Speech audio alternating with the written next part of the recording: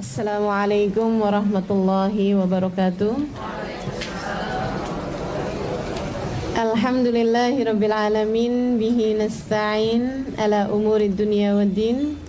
Wassalatu wassalam ala asyrafil anbiya'i wal mursalin sayyidina wa maulana Muhammadin wa ala alihi wa sahbihi ajma'in. Subhanaka la ilma lana illa ma 'allamtana innaka antal alimul hakim. Rabbi shrah li sadri wa yassir li amri wahlul 'uqdatan min lisani yafqahu qawli, amma ba'du.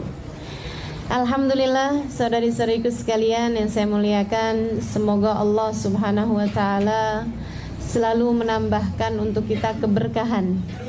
Semoga Allah Subhanahu wa taala senantiasa melimpahkan kepada kita tambahan hidayah. Semoga Allah Subhanahu wa taala senantiasa menjadikan kita hamba-hambanya yang tidak berlalu hari kecuali menjadikan kita semakin dekat dengannya, semakin dekat dengan jalan surganya, semakin dekat dengan perjalanan hijrah kita menuju Allah Subhanahu wa taala, insyaallah. Amin ya rabbal alamin. Saudari-saudariku sekalian yang saya muliakan, masih dalam rentetan hijrah hati. Hari ini saya ingin membahas mengenai menghadapi apa yang terjadi dalam hidup ya. Maksud saya begini, kita sudah membahas mengenai apa yang harus kita lakukan dalam perbaikan hubungan antara kita dengan Allah. Saya juga sudah pernah membahas mengenai hubungan kita dengan baginda Nabi besar Muhammad sallallahu alaihi wasallam. Dan bulan lalu kita sudah membahas mengenai apa yang harus kita lakukan dalam muamalah kita dengan sesama hamba-hamba Allah. Seperti itu ya. Sekarang saya akan membahas mengenai muamalah kita dengan hari-hari kita nih, dengan apa yang terjadi dalam kehidupan kita. Apa yang harus kita perbuat dalam perjalanan kita menghadapi hari-hari kita ketika kita ingin menghijrahkan diri kita kepada Allah Subhanahu wa taala. Nah, terhadap berbagai macam persoalan, berbagai macam keadaan yang terjadi dalam kehidupan kita ini, apa senjata kita untuk menghadapinya agar menjadikan kita menjadi semakin baik, insyaallah. Istiqomah terus-terusan. Baik, teman-teman saudaraku sekalian, sebelum kita mulai, kita akan membaca suratul Fatihah. Kita minta kepada Allah Subhanahu wa taala semoga hari ini Allah karuniakan kepada kita ilmu yang bermanfaat. Amin. Mudah-mudahan pada hari ini Allah limpahkan kepada kita keberkahan. Mudah-mudahan pada hari ini Allah jadikan ilmu kita sebagai sebab kebahagiaan hidup kita dunia akhirat. Al-Fatihah biniyatin naf' wal intifa' wal mudzakarah wa tadhkir ibtigha'a mardatih wa qurbih wa thawabih wa husnil khatimah ma'alud fil afiyah wa salahil akibah wa ila hadrat Nabi. Al-Fatihah. Bismillahirrahmanirrahim. Ar-Rahmanir-Rahim, Maliki Yaumiddin.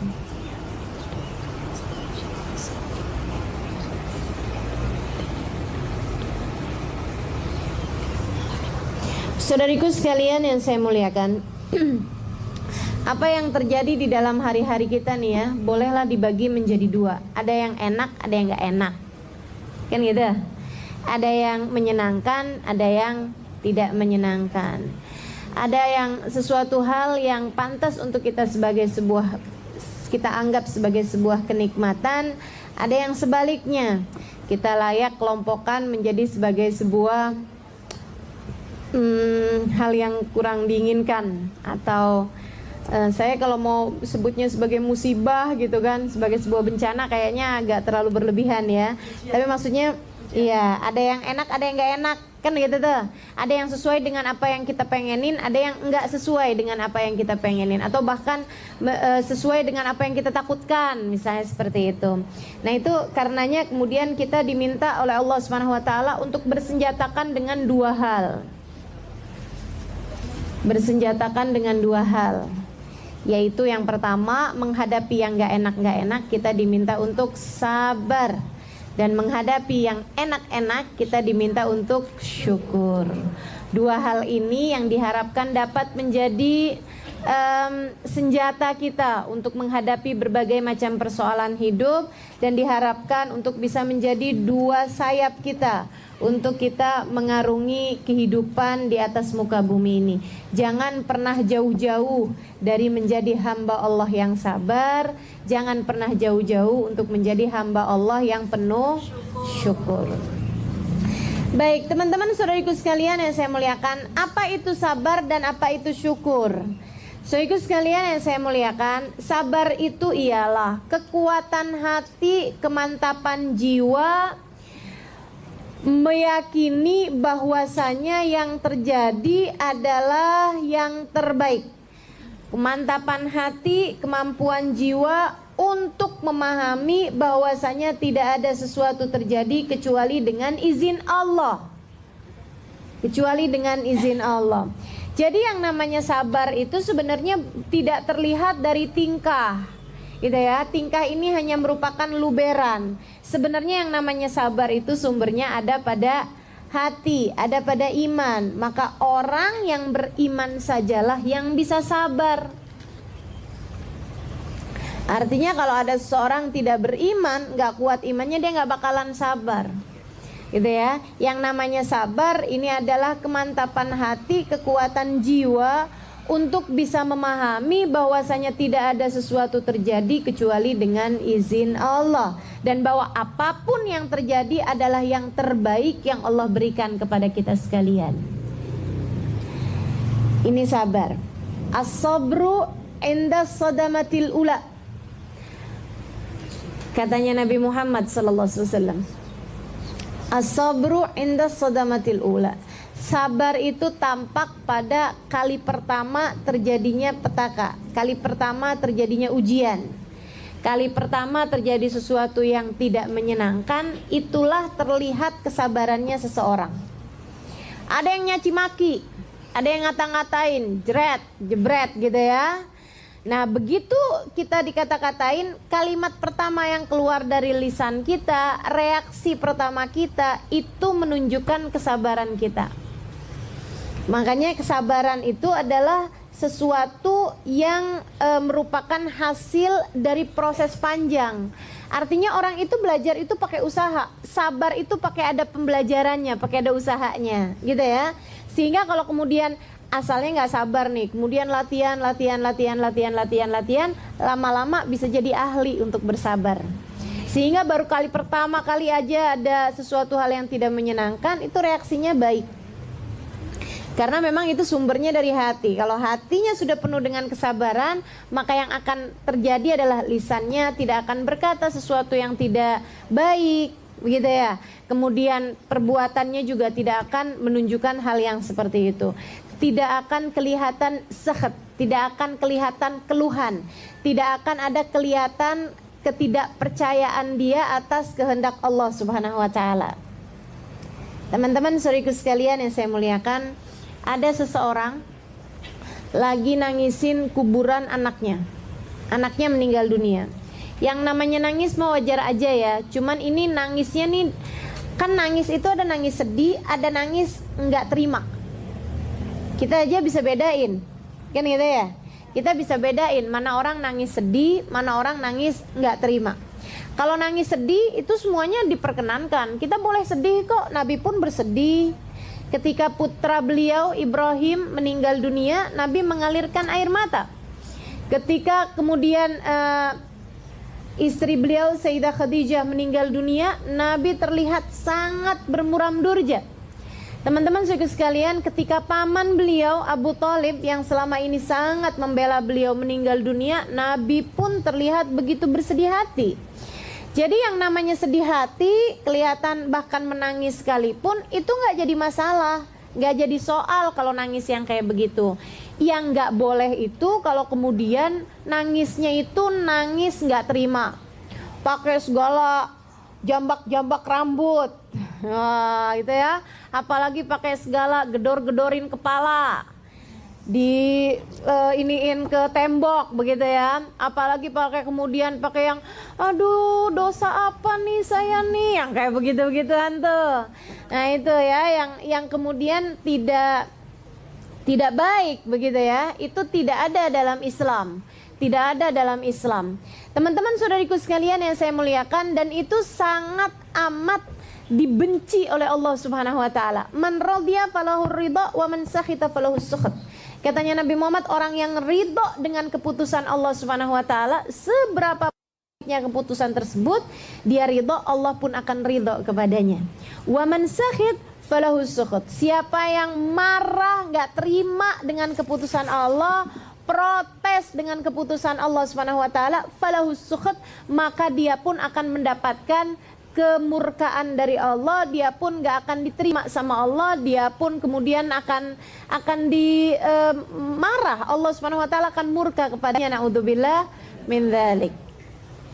So ikut sekalian, jadi ceritanya ada orang anaknya meninggal dunia, dikubur, si ibu ini nangisnya tuh nangis gak terima gitu. Nangis gak terima, yang pakai segala yang meratap-ratap, merintih-rintih gitu kan. Subhanallah, saat dia lagi merintih seperti itu, Nabi Muhammad lewat di jalanan itu. Nabi kebetulan memang lagi lewat di situ. Nabi kemudian berkata kepadanya, ya ummah, ihtasibi falakil jannah. Katanya Nabi Muhammad. Nabi udah ngomongnya enak banget padahal ya. Dia bilang, bu, yang sabar ya bu ya, mohonlah pahala kepada Allah, maka bagimu adalah surga. Maksudnya kalau kamu mau sabar nih terhadap anak kamu meninggal sekarang ini gitu ya, kamu terima, kamu sabar, insya Allah kamu dapat balasan berupa surga Allah. Orang ini nih, si perempuan ini nih, nggak pakai noleh, nggak pakai tahu, namanya orang lagi dalam keadaan shock seperti itu ya. Memang wajar sih kalau dia sedih, tapi kalau kemudian sampai keluar dari keadaan dirinya, sampai udah kayaknya otaknya berada dalam luar kendalinya dia, kemudian lisannya berada di luar kendali dia. Ini yang tidak diperkenankan. Ini yang tidak diperkenankan. Kamu hambanya Allah kok gitu. Harus ada beda dong antara orang yang ada Allah dalam hatinya dengan orang yang nggak pernah kenal Allah Subhanahu wa taala. Kita hamba-hambanya Allah paham bahwasanya pemilik kehidupan adalah satu juga, namanya Allah. Seberapapun cinta kita kepada anak kita, kita paham bahwa anak kita adalah miliknya Allah. Ketika ia diambil kembali dari sisi kita, secinta-cinta kita sama anak kita, secinta-cinta kita sama suami kita, secinta-cinta kita sama keluarga kita, tetaplah kita paham bahwa mereka adalah innalillahi, semua dari kita adalah miliknya Allah. Nabi kemudian berkata seperti itu sama perempuan itu. Perempuan itu nyaut, nah kamu mah nggak tahu kayak apa rasanya jadi orang tua ditinggalin sama anak.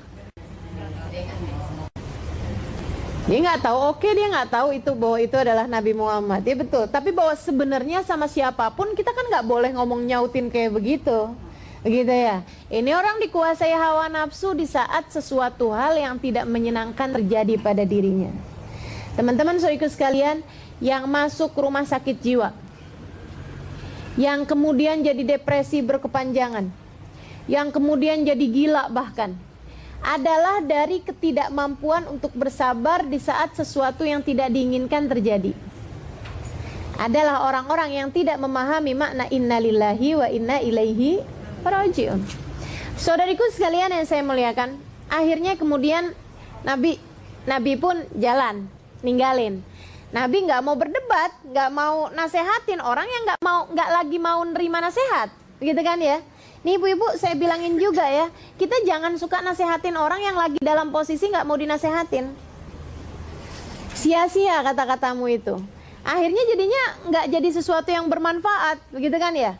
Ada orang lagi berada dalam kesedihan yang sangat-sangat kayak begitu, misalnya dinasehatin percuma. Ada orang lagi maunya debat, dinasehatin percuma.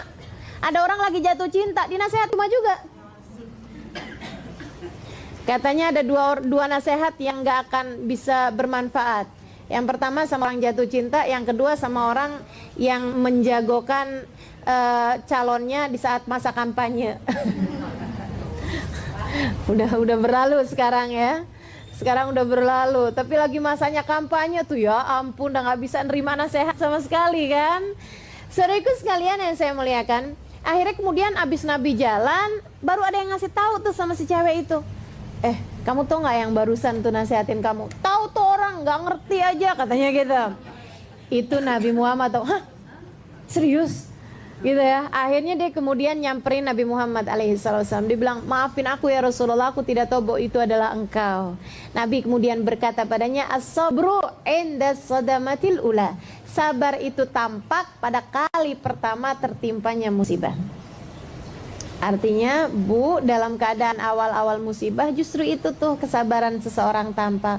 Tahukah engkau ibu-ibu saudariku sekalian adalah bahwa ketika ada seseorang di antara yang kita cinta meninggal dunia, orang tuakah itu, anakkah itu, pasangan hidupkah itu, sahabat terdekatkah itu, meninggal dunia, saudarakah itu, gitu ya.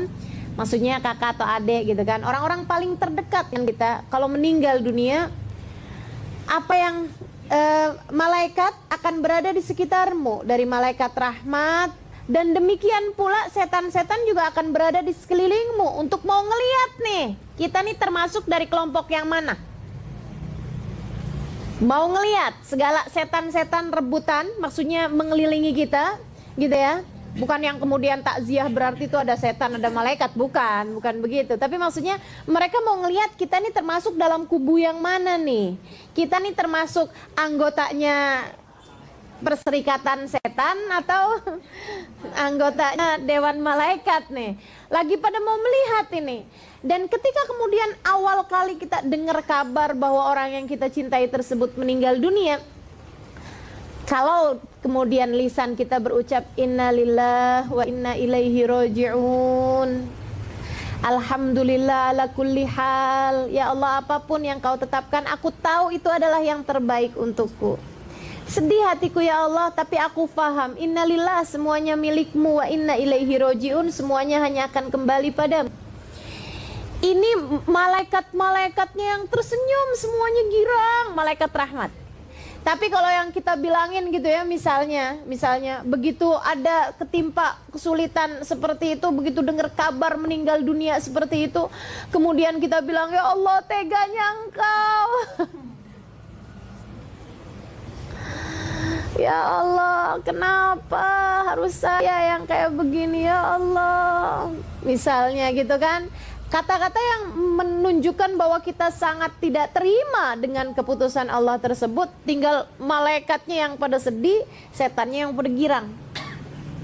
Itu kan ya, anggota kita nih nggak menunduk hatinya, tidak merunduk jiwanya ketika ujian-ujian dalam kehidupannya datang. Subhanallah teman-teman saudariku sekalian. Kalau kemudian yang pada sabar-sabar nih, kemudian mereka berkata, Allahumma ajirni fi musibati wa abdilni khairan minhu. Ya Allah, berikanlah pahala aku dalam kesabaranku ini, dalam musibahku ini, berikan pahala atas musibahku ini, dan karuniakan untukku dan untuknya yang lebih baik. Gitu ya. Itu malaikat kemudian akan laporan kepada Allah Subhanahu wa taala. Malaikat pencabut nyawa akan laporan kepada Allah Subhanahu wa taala. Katanya Allah, "Qabadta ruh Habibah." Gimana? Udah kamu cabut nyawa kekasihnya? Sudah ya Allah. Apa yang dia bilang? Ya Allah, dia berkata, "Alhamdulillah ala kulli hal, inna lillahi wa inna ilaihi raji'un." Dia mengatakan, apapun yang kau tetapkan adalah yang terbaik, dan dia berkata segalanya milikmu dan hanya akan kembali kepadamu ya Allah. Allah mengatakan, ni'mal abd, dia adalah sebaik-baik hambaku, bangunkan untuknya sebuah rumah di surgaku. Wasammihi baital hamad, sebutlah rumah tersebut, kasih nama rumah tersebut rumah yang mengerti berterima kasih kepada Allah, rumah yang mengerti bagaimana bersikap atas segala keputusan-keputusanku. Gitu. Dan kalau kemudian yang terjadi nggak kayak begitu, ya tinggal bayangkan aja. Kalau kemudian dia murka kepada Allah Subhanahu wa taala, marah kepada Allah Subhanahu wa taala, Allah pun kemudian akan marah kepadanya. Naudzubillah min dzalik. Siapa di antara kita yang sanggup dengan kemarahan Allah Subhanahu wa taala? Nah, Allah ini ketika kemudian murka, ketika kemudian marah ya, hal pertama yang akan dicabut dari orang tersebut adalah kebahagiaan dalam hidupnya. Hal pertama yang akan dicabut dari orang tersebut adalah keimanannya kepada Allah Subhanahu wa taala, sehingga akhirnya hidupnya tambah capek, tambah lelah, tambah pontang-panting, nggak karuan, hatinya tambah. Nauzubillah min dzalik, naudzubillah min dzalik. Teman-teman, saudariku sekalian yang saya muliakan, saya punya cerita nih. Urusan yang seperti ini saya punya temennya temen yang kemudian akhirnya jadi teman saya juga, gitu ya. Dia itu menikah di usia yang sudah agak-agak umur, sudah 40-an tahun baru menikah. Waktu dia menikah aja tuh 39, 38 lah kalau nggak salah gitu ya. Udah hampir-hampir 40-an tahun. Kita tuh udah yang bisa punya anak nggak ya gitu ya. Karena kan umurnya udah cukup gitu ya. Teman-teman sekalian, nungguin nih kita nih sebagai teman-temannya, sebagai sahabat-sahabatnya. 1 tahun belum ada anak juga. Akhirnya subhanallah udah lewat 1 tahunan, kita dengar kabar dia hamil. Sampailah kemudian baru hamil beberapa bulan keguguran. Wah, udah sedih lagi. Ya ampun, waktu saya tengokin habis keguguran itu dia bilang, katanya dokter udah umur sih, jadinya juga nggak terlalu kuat gitu kan. Oke lah, saya bilang bismillah, semuanya yang dari Allah adalah yang terbaik. Apa dokter bilang, tapi Allah bilang kan beda lagi gitu ya. Allah mengatakannya innama amruhu idza arada syai'an an yaqula lahu kun fayakun. Subhanallah, nggak lama kemudian hamil sampai lahir punya anak. Maksudnya sampai lahir nih, alhamdulillah. Saya jengukin anaknya, lucu luar biasa gitu ya. Subhanallah, dapat beberapa bulan kemudian sampai umurnya hampir 1 tahun tuh, lagi yang lucu-lucunya, lagi umur-umuran, lagi masih baru bisa ngomong gitu ya. Satu hari anaknya itu lagi dibuat mainan sama bapaknya. Bapaknya sangat cintanya luar biasa sama dia. Di atas tempat tidur lagi yang di gini-giniin tuh. Nggak tahu apa yang kejadiannya seperti apa, kemudian kelewatan si anak tersebut iya, kelewat dari dipegang, dari diambil balik tuh anak, jatuh di pojokannya tempat tidur, entah kena ranjangnya itu loh, dipannya itu, ujung dipannya gitu ya. Ya Allah, subhanallah, dia kemudian dilarikan ke rumah sakit. 3 hari di rumah sakit, gegar otak, meninggal dunia.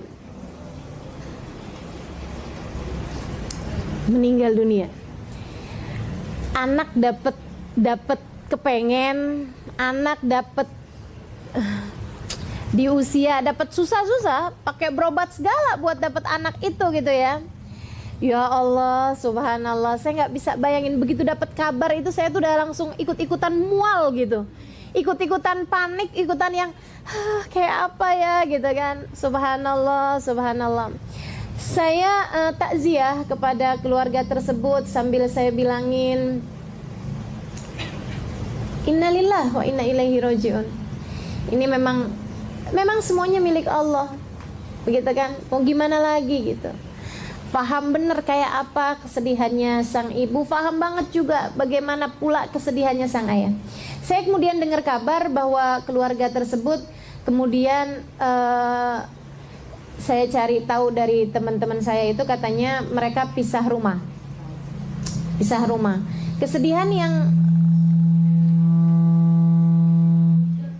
Kesedihan yang memang saya pikir kalau kemudian mereka pisah rumah untuk sementara itu suatu hal yang wajar ya. Namanya hati ini kan juga harus ditata gitu kan. Tapi dapat sebulan kira-kira dari itu, saya dengar kabar mereka udah balik lagi. Mereka udah satu rumah lagi. Saya sempat tanya sama teman saya itu, apa yang bikin kamu kemudian pisah rumah? Dia bilang, apa yang bikin kamu kemudian jadi balik? Dia bilang begini nih, saya itu ya Ustazah, begitu habis pisah rumah, saya kemudian mikir juga gitu, berhari-hari itu saya mikir, betul saya sedih, betul saya juga kesel sama suami saya, tapi saya juga tahu suami saya itu sangat sayang sama anak saya, sama anak kita. Maksudnya saya tahu persis dia juga melakukannya itu bukan dengan kesengajaan, dan betul-betul sesuatu hal yang dia sudah cukup dihukum dengan rasa bersalahnya. Kalau itu adalah sebagai sebuah kesalahan, dia sudah dihukum dengan rasa bersalahnya yang pastinya gede banget. Kayak apa rasanya coba? Saya kemudian ngerasa bahwa saya nggak adil banget berbuat seperti ini dengan saya minta suami saya untuk keluar dulu dari rumah, untuk kita jangan barengan dulu gitu ya. Saya rasanya nggak adil karena saya nggak adil sama dia. Dia sudah kehilangan anaknya dan dia harus kehilangan istrinya juga. Saya juga ngerasa nggak adil sama diri saya sendiri. Saya sudah kehilangan anak saya dan sekarang saya harus kehilangan suami saya. Dia bilang, jadi habis berapa waktu kemudian di saat saya ngerasa hati saya sudah tahan ini, saya kemudian datengin mereka gitu, datengin suami saya pergiin ke apartemennya. Dia bilang, saya ketuk rumah, kemudian suami saya yang bukain pintu, dah keadaannya juga masih sangat-sangat sedih kelihatannya. Saya bilang sama dia, yuk balik lagi ke rumah, sepi nih rumah, nggak ada kamu, ayo kita jalanin lagi, yuk kita usaha lagi. Siapa tahu Allah SWT masih mau memberikan kepada kita. Subhanallah, gak lama kemudian saya dengar kabar dia hamil lagi. Tapi subhanallah juga gak lama kemudian saya dengar kabar dia keguguran lagi. Aduh, emang bener-bener subhanallah. Allah tuh kalau mau nguji hambanya. Tapi sekali lagi teman-teman, la yukallifullahu nafsan illa wus'aha. Nggak lama kemudian saya dengar kabar dia kemudian hamil lagi. Alhamdulillah. Itu waktu saya dengar kabar dia hamil lagi tuh saya ikut-ikutan doa, ya Allah jagain, ya Allah jagain, ya Allah jagain. Kayaknya tuh jangan, saya bener-bener minta sama Allah SWT, ya Allah rahmatmu ya Allah kasih sayangmu ya Allah gitu ya. Sebab ibu-ibu saudariku sekalian, yang sekalian nggak pernah hamil, sekalian nggak pernah kelihatan bayinya, itu jauh lebih mudah loh daripada udah dikasih kemudian diambil lagi tuh kayak diiming-imingi kemudian ditarik lagi gitu ya. Subhanallah, kemudian saya dengar kabar dia melahirkan dengan selamat, alhamdulillah. Dan kalau nggak salah hitung anaknya sekarang udah masuk TK lah gitu. Kalau nggak umur 6 tahunan lah sekarang. Alhamdulillah. Subhanallah, ya Allah Maha Rahman, Allah Maha Rahim. Tenang-tenang aja. Teman-teman saudariku sekalian yang saya muliakan, ada pahala dari setiap apapun yang Allah Subhanahu wa taala berikan dalam kehidupan kita. Seperti Ummu Salamah. Saudariku sekalian yang saya muliakan, ini ya, menghadapi hal-hal yang gak enak terjadi dalam kehidupan kita, baik bentuknya besar seperti kehilangan nyawa seperti yang tadi saya ceritakan gitu ya, atau yang akan saya ceritakan ini, atau misalnya kehilangan perkara-perkara yang lebih ringan daripada itu. Misalnya nih, mohon maaf nih, hilang dompet, hilang handphone, hilang uang, hilang ketipu orang, baik bentuknya dengan segala macam ya gitu ya. Itu yang diharapkan kesabaran kita menghadapinya. Hati-hati jangan sampai keluar dari lisan kita kata-kata yang nantinya akan kita sesali. Kehilangan sepatu, biarin tuh kakinya biar pincang. Saudariku sekalian, mohon maaf. Ini yang katanya Nabi Muhammad alaihi salatu wassalam, bisa jadi orang yang mendolimi kemudian jadi terdolimi, kata Nabi Muhammad. Bisa jadi yang mendolimi kemudian jadi terdolimi. Orang tersebut yang nyuri sendalmu adalah orang yang berbuat dolim dengan mencuri sendalmu, dengan mencuri sepatumu. Tapi dengan doamu, ya Allah bikin pincang kakinya. Antara pincang kaki sama dapat sepatu, gedean mana dolimnya? Bikin pincang kaki yang mengambil sepatu orang, kira-kira dolimnya mana yang lebih gede? Ini yang katanya Nabi Muhammad, kamu yang asalnya didolimi jadi orang yang mendolimi karena doamu kegedean. Sumpahmu kegedean. Subhanallah. Kita kan suka kayak begitu tuh, suka gampang-gampangan nyumpahin orang gitu ya. Urusan jalan kita diambil aja sama orang, disalip mobil kita sama orang, jalan yang kita udah lagi enak-enak kemudian disalip orang, begitu aja. Ya ampun kata-katanya.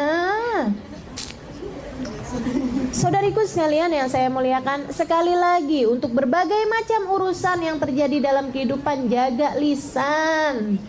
Jaga lisan, tetaplah bersabar, fahami makna inna lillahi wa inna ilaihi raji'un. Coba tuh seperti yang dilakukan Nabi besar Muhammad sallallahu alaihi wasallam, ketika Nabi Muhammad hilang sendalnya. Udah pernah denger belum nih cerita? Nabi itu iya. Segitu semangatnya belum? Oke, Nabi Muhammad satu ketika hilang sendalnya. Dan teman-teman saudaraku sekalian, ketahuilah, Nabi itu nggak pernah ngumpulin lebih daripada sepasang sendal. Ini kan jauh banget sama kita. Artinya bahwa kalau ada orang yang kehilangan sendal, yang lebih sedih itu kan orang yang cuman segitu-gitunya sendalnya yang dia punya hilang pula gitu ya. Kalau kita kehilangan sendal, kalau kita kehilangan sepatu, urusannya cuman cerita mohon maaf nih, nyeker dari tempat tersebut ke rumah kita gitu aja kan.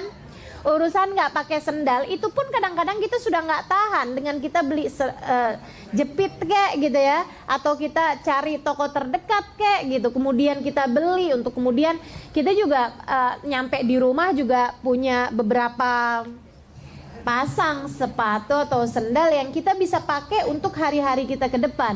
Ini nih Nabi kita Muhammad alaihi salatu wassalam, manusia paling agung, nggak pernah ngumpulin lebih dari sepasang sendal.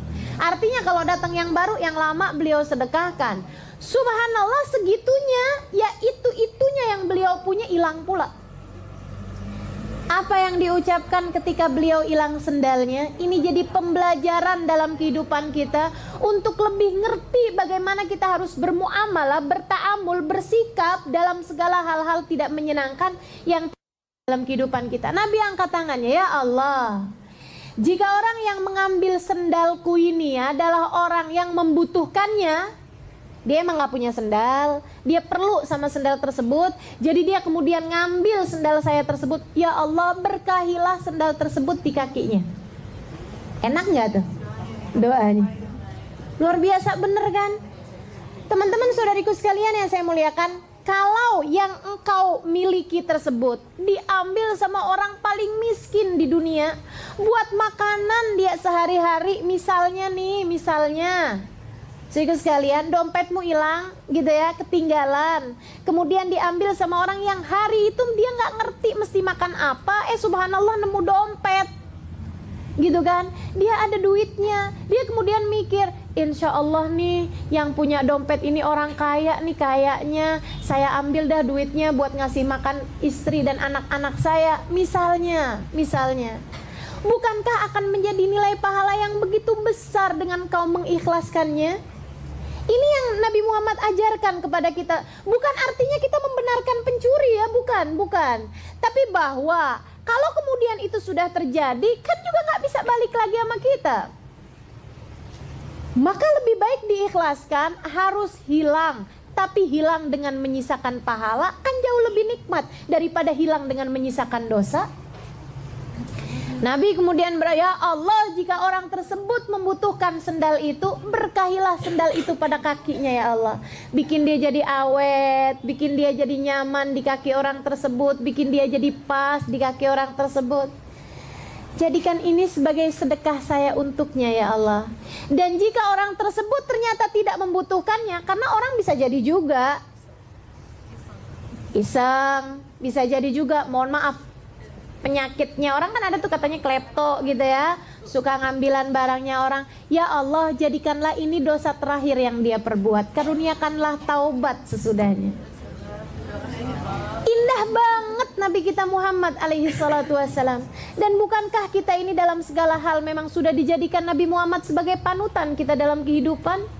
Teman-teman saudariku sekalian yang saya muliakan, udah enak banget nih kita jadi umatnya Nabi nih, udah tinggal berbagai macam keadaan tinggal ngambil aja. Nabi waktu kena kayak begini apa ya yang dikerjakan, apa ya yang diucapkan, dan kita tinggal ngikutin aja.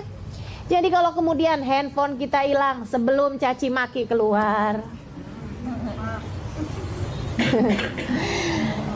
sebelum kemudian kita blokir nomor tersebut gitu ya, sebelum kemudian ada hal-hal yang tidak hal-hal yang kurang baik untuk kita lakukan atau untuk kita ucapkan, sebelum itu lebih baik ucapkanlah inna lillahi wa inna. Emang pada dasarnya handphone itu bukan milik saya, semuanya milik Allah Subhanahu wa taala, dan hanya kepadanya lah ia kembali. Satu hari emang secinta-cintanya kita sama sesuatu, satu hari kita akan berpisah juga sama dia. Enggak dianya yang hilang dari kita, kitanya yang hilang dari dia. Kapan waktu juga kita akan mati dan harus berpisah dengan barang-barang kita, bukan begitu? Jadi teman-teman saudariku sekalian, siapa yang pergi duluan ya udah kita ikhlasin deh. Makanya mulai sekarang nih, misalnya ya, kebeli cincin baru, batu apa kek terserah gitu ya. Iya, bacan kek, aki kek, apa kek gitu ya. Pokoknya kita bilangin tuh sama tuh cincin waktu melingkar di jari kita, Cin.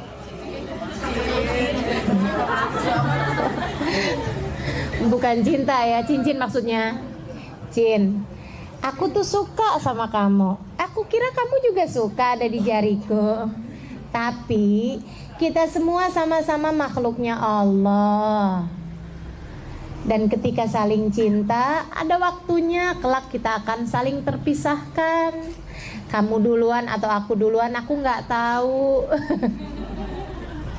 Kan gitu ya. Jadi kalau kemudian ia pergi dari kita, tuh kan, apa gue bilang? Emang udah waktunya dia pergi, waktunya kita ikhlasin. Mau perginya dengan cara apapun, kejebur di got kek gitu ya, atau kayak kita juga nggak pernah tahu gitu. Caranya sih segala macam cara teman-teman saudariku sekalian. Tapi sekali lagi pahami makna innalillahi wa inna ilaihi rajiun. Kalau kita benar memahaminya, insya Allah nggak akan ada kehilangan yang tidak terganti. Ketika kita kehilangan segala sesuatu gitu ya, ketika ada sesuatu hal terjadi tidak seperti yang kita harapkan, fahami makna innalillahi wa inna ilaihi rajiun. Fahami makna bahwasanya kendali segala sesuatu tidak berada dalam tanganmu. Semuanya adalah miliknya Allah dan semuanya hanya akan kembali kepada Allah. Ucapkan innalillah wa inna ilaihi rajiun. Alhamdulillah ala kulli hal. Dan berdoalah, Allahumma ajurni fi musibati wa abdilni khairan minhu. Ya Allah, berikanlah pahala aku atas musibahku ini dan gantikan untukku yang lebih baik darinya. Kalau yang kehilangan tersebut adalah perempuan atau barang-barang atau apapun, ya ganti bilangnya minha. Ya, kalau kemudian kehilangannya itu adalah laki-laki atau anak laki-laki atau apapun yang mudzakkar gitu, yang kelaki-lakian, maka kita ucapkannya dengan minhu, seperti itu. Baik teman-teman saudariku sekalian yang saya muliakan, kita ngarepin misalnya gitu ya, kita ngarepin hari ini terang, ternyata hujan. Kita ngarepin hari ini hujan, ternyata terang. Kita ngarepin misalnya apapun yang terjadi ini, kita harus pahami bahwasanya itu adalah yang terbaik yang Allah berikan dalam kehidupan kita. Ketika itulah kita menjadi hamba-hamba Allah yang sabar. Sekaligus kita menjadi hamba-hamba Allah yang syukur jika kita pahami bahwa yang terjadi ini pasti yang terbaik. Kita nggak ngerti. Sekali lagi teman-teman saudara sekalian, kita nggak ngerti. Yang ngerti adalah Allah. Berapa banyak hal yang kita kirain adalah musibah, ternyata ia adalah berkah. Maka jangan keburu-buru memutuskan sesuatu. Terkadang yang kita harapkan adalah, yang kita kira adalah musibah, ternyata ia adalah berkah. Terkadang perkara yang kita kirain berkah, ternyata ia membawa musibah. Maka nih kalau kita pahamin ini nih, kita tuh ya kalau apa-apa senengnya juga nggak berlebih-lebihan. Kalau kemudian kita juga tertimpa musibah, sedihnya juga nggak berlebih-lebihan. Maka dalam rangka hijrah hatimu menuju perjalananmu kepada Allah Subhanahu wa Ta'ala, saudariku sekalian, terhadap hal-hal yang terjadi dalam kehidupan kita, kalau ada sesuatu hal yang kayaknya menyenangkan, jangan senangnya berlebihan. Dilamar sama orang, wah senangnya sampai kayak apaan tahu. Biasa-biasa aja kali gitu ya. Kawin senangnya sampai kayak apaan tahu gitu ya. Biasa-biasa aja lah.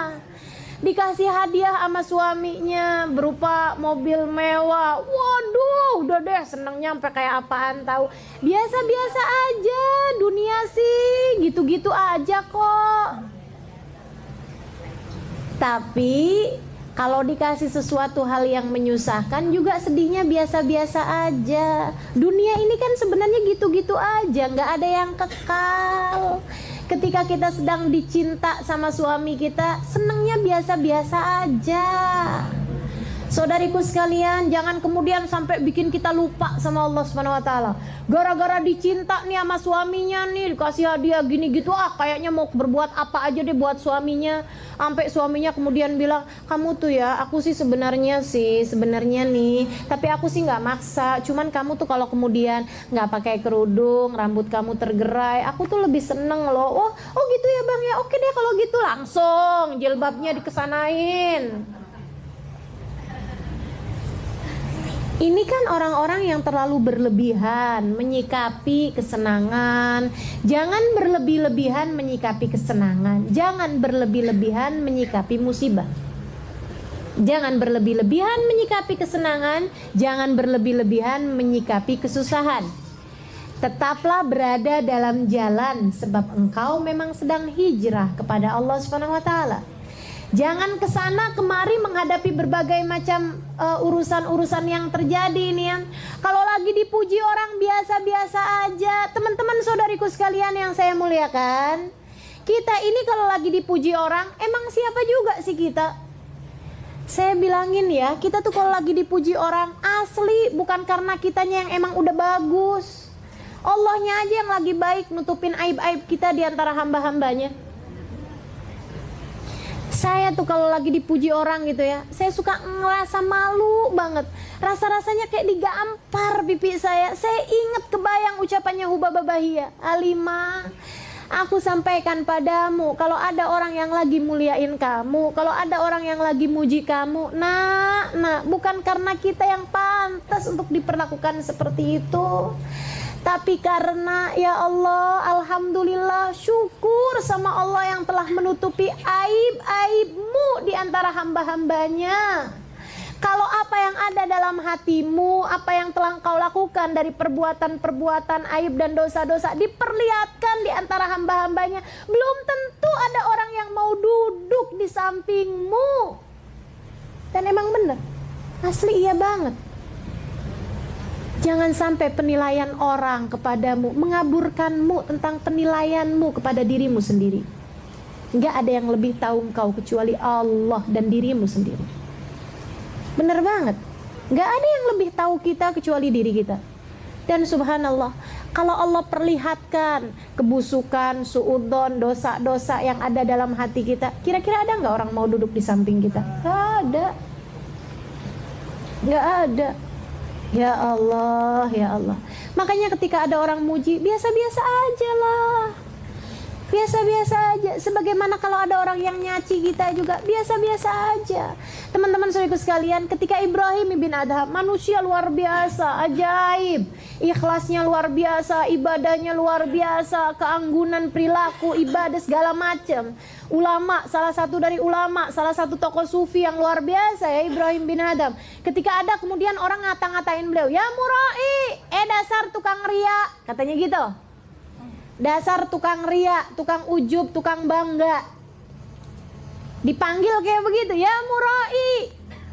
Ini kalau kita aja yang sebenarnya tukang, kadang-kadang ibadah kita nggak ikhlas, kadang-kadang ada ria juga dalam ibadah kita. Kalau kita dipanggil, "Dasar tukang ria," seneng apa enggak? Ibrahim bin Adham ketika ada yang orang manggil, "Ya murai," Ibrahim bin Adham kemudian bilang, "Ahlan wa sahlan." Ini dia nih panggilan yang orang-orang Baghdad udah pada lupa sama saya. Ya, panggilan saya sebenarnya yang orang-orang sini sudah pada lupa dengan panggilan saya katanya. Ini dia panggilan saya yang sebenarnya. Subhanallah. Ada seorang ulama lain dipanggil sama, "Ya kalb, dasar anjing lo," katanya orang. Teman-teman saudaraku sekalian, dia kemudian berkata, "Amin, terima kasih atas pujianmu."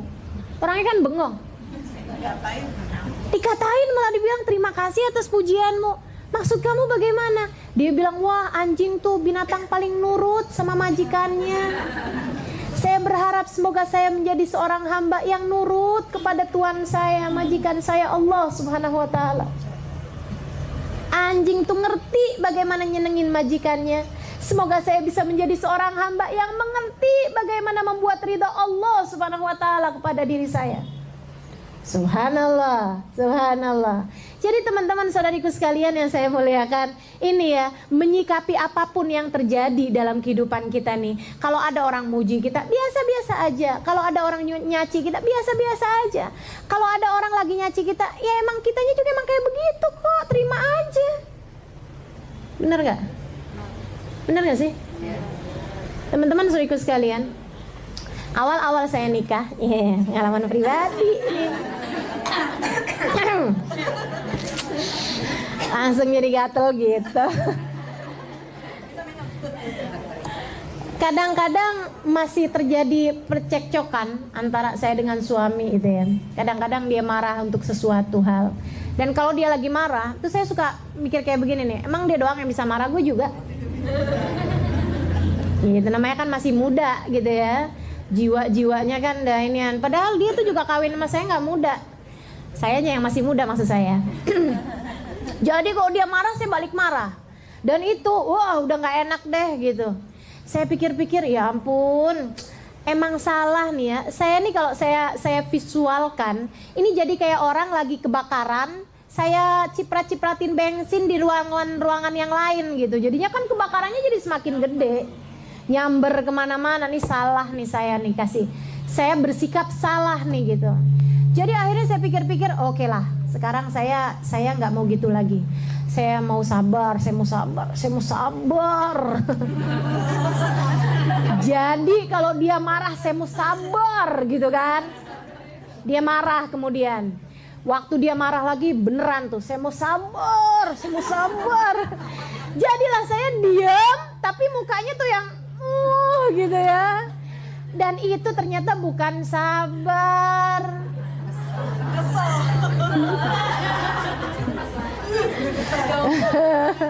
Itu namanya bukan sabar. Jadilah kemudian ketika saya diam seperti itu, suami saya malah kayak begini, kenapa kamu diam?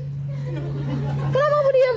Jadi rupa-rupanya muka saya tuh muka yang gak terima gitu kan gitu ya. Salah nih saya pikir. Salah saya nih pasti nih. Jadi saya pikir-pikir saya salah dalam bersikap. Bukan bersikap kepada suami saya, tapi bersikap dengan keadaan. Teman-teman saudaraku sekalian, ini nih ya, kita udah belajar kemarin bahwa sikap kita kepada siapapun adalah sikap kita kepada hambanya Allah. Kita melihat Allah dalam tiap siapapun, kan begitu? Dalam tiap apapun, tiap siapapun, tiap segala kejadian yang terjadi dalam diri kita, karena kita fahami makna semua adalah milik Allah dan kembali kepadanya. Kita fahami makna la haula wala quwata illa billahil aliyil azim. Kita fahami makna bahwa gak ada yang terjadi kecuali dengan kehendak Allah Subhanahu wa taala. Teman-teman saudariku sekalian yang saya muliakan, nah ini nih kemudian saya belajar. Jadi gimana nih mestinya nih kesabaran yang dikepengenin Allah nih, kesabaran yang seperti apa? Ternyata bukan kesabaran melalui sikap ya, bukan hanya kesabaran lisan, tapi lebih kepada kesabaran hati. Di-manage hatimu, diatur hatimu untuk memahami makna inna lillahi wa inna ilaihi roji'un, untuk memahami makna bahwa nih suami saya lagi marah juga kehendak Allah. Apa nih yang Allah kepengenin buat saya belajar? Jadi ketika kemudian dia bilang, kamu nih ya kurang perhatian. Emang bener sih kayaknya. Emang iya nih, saya nih emang orangnya suka kurang perhatian, ini penyakit saya nih gitu. Jadi ketika kemudian dia marah-marah, saya dengerin sebagai pesan-pesan yang disampaikan Allah Subhanahu wa taala melalui lisannya. Saya belajar dari itu kemudian. Untuk kemudian iya benar, yang kamu bilang benar. Maafin saya ya. Doain saya untuk tidak lagi melakukan kesalahan yang sama. Dan dia berhenti kemudian. Iya sih, kalau saya salah maafin juga ya. Gitu lah. Subhanallah, begitu ya. Jadi teman-teman saudariku sekalian yang saya muliakan, yuk nih kita nih terhadap apapun yang terjadi dalam kehidupan kita, yang seneng-senengnya syukurin, tapi jangan kelewat seneng berlebihan. Sebab terkadang sesuatu yang kita kira berkah terkadang ada nilai musibahnya. Punya mobil baru yang membuat kita menjadi semakin bangga diri, membuat kita kemudian merasa lebih baik daripada orang lain, membuat kita kemudian merasa atau ya setidaknya membuat kita kemudian jadi merasa nyaman yang memperpanjang hisab kita di hari akhirat, kan gak enak juga. Gitu kan ya? Bukan begitu teman-teman? Maka dalam setiap musibah, dalam setiap sesuatu yang kita kira sebagai sebuah kenikmatan, ada nilai musibahnya juga loh di sana. Hati-hati kan. Jadi penuhilah dengan segala kenikmatan yang Allah berikan tuh, syukurnya juga mesti banyak juga gitu. Dan setiap hal-hal yang tidak menyenangkan seperti yang tadi saya sampaikan, hadapi itu semuanya dengan kesabaran. Sekali lagi, untuk berbagai macam hal apapun yang terjadi dalam kehidupan kita, fahamilah bahwa tidak ada yang menghendakinya kecuali Allah. Dan apapun yang Allah tetapkan dalam kehidupan kita, itu adalah yang terbaik yang Dia berikan dalam kehidupan kita. Rabbana zalamna anfusana wa illam taghfir lana wa tarhamna lanakunanna minal khasirin. Rabbana atina fid dunya hasanah wa fil akhirati hasanah wa qina adzabannar. Da'wahum fiha subhanakallahumma wa tahiyyatuhum fiha salam wa akhiru da'wahum anil hamdulillahi rabbil alamin.